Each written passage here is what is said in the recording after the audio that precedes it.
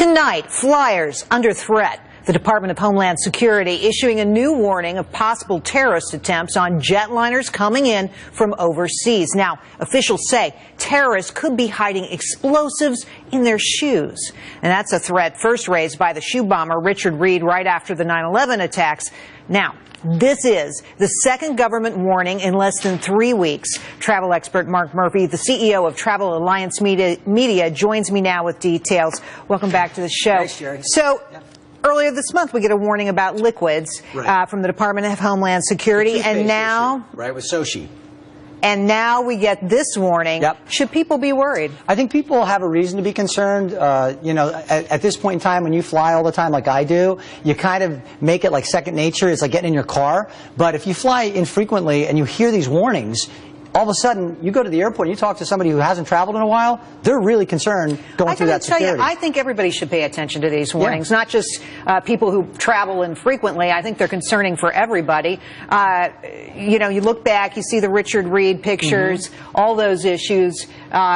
Should we be taking special precautions? You know, we're starting to hear, for example, that shoe removal exceptions exist. Passengers 12 and under, passengers 75 and older, members of the military don't have to remove their shoes. I have a sense that we've had this relaxing of some of the rules.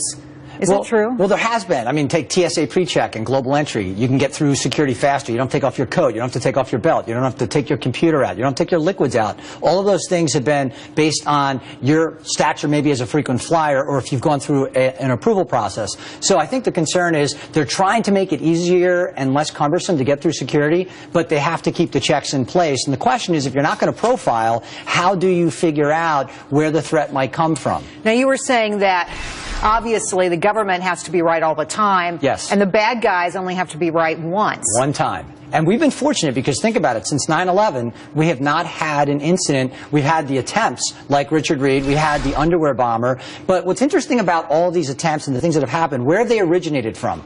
Outside the United States, where the TSA and the DHS have no say or any control over what those folks do. And then what happens is they impose certain security on us here in the hopes that, I think mentally it'll make us feel better that, hey, we have to take our shoes off. But it's not us taking our shoes off, it's the threat that originated from outside the country. Well, absolutely right. And I can't help but think now that they have the pre-check program where you can get on the fast line if you're a frequent traveler. And those people, they don't unpack anything. They don't even take off their shoes or take their liquids out of their bag. You know, now I think it looks like it's going to be easier for somebody to get in. Look at the goal. They want to have half of people going through pre-check by the end of this year. So 50% of travelers being able to go through pre-check, meaning you don't have to take out all of those things. Is it easier for a bad guy to slip in, get that approval, and then have access? But I'll tell you one dirty little secret.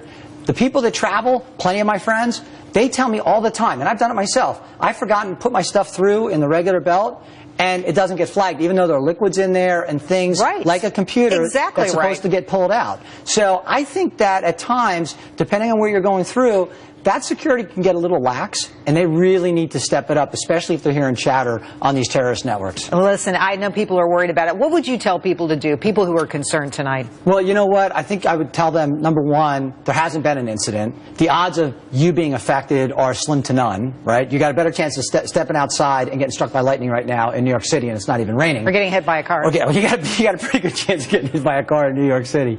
But, you know, I think you have to use logic. But the problem with the flight is you don't have any control. Someone else is flying that plane, somebody else is in control, and that feeling of helplessness, I think, is what raises the anxiety of the traveler and the flyer. And it's basically, you're not in control. At least when I'm driving or walking, I'm in control. Bad things can still happen, but, you know, in a plane, it's up to somebody else. Entirely, and a lot of people don't like to give that control up. Mark, thanks for coming on. It's great to see you. Always. Thanks for Jerry. your time.